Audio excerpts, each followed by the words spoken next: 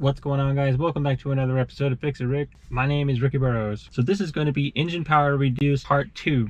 I went to O'Reilly's auto parts store and I had them plug in and tell me what the codes were, and these are the codes right here. It's a P2127, which is accelerator position problem, and P2138, which is an accelerator pedal position. Basically, I needed a new pedal. So in this video, I'm going to show you exactly how to replace it. My name is Rick Burrows. You're watching Fix It Rick. Let's get right into it. Take a 10mm with an extension. That's one. All right, that's the second one.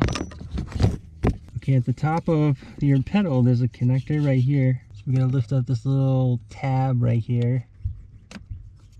Like that. And then this comes right out. Take your new pedal, plug it in, put that little tab back in its place, like that, and we simply put the screws, and we put our screws back in.